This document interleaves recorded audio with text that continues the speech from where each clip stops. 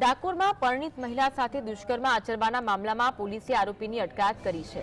પીડિતાના પિયર પક્ષના પરિવારજનો તરફે દાખલ કરવામાં આવેલી ફરિયાદના આધારે પોલીસે જલાલુદ્દીન પઠાણ નામના આરોપીની અટકાયત કરી।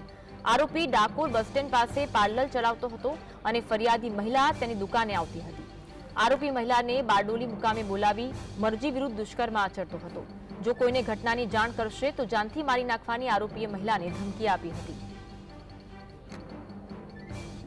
બેન જ્યારે વોશરૂમ વગેરે જતા હોય એ વખતે એમના ફોટો પાડી અને આ બેનને ધમકી આપીને જણાવેલું કે જો તમે મારી સાથે સંબંધ નહીં રાખો તો હું તમારો આ ફોટો વાયરલ કરી દઈશ। એવી ધમકી આપી અને બેનને ડાકોર ખાતે આવેલી ગેસ્ટ હાઉસમાં એએનકેન પ્રકારે બ્લેકમેલ કરી અને તેને પોતાની સાથે સંબંધ રાખવા માટે ફરજ પાડેલી અને આ અનુસંધાને આ ફરિયાદી બેને ડાકોર પોલીસ સ્ટેશને ગુનો રજીસ્ટર કરાવતા એ ગુનો પોલીસે રજીસ્ટર કરેલ છે અને એ આધારે હાલના આ કામના આરોપીની અટકાયત કરવામાં આવી।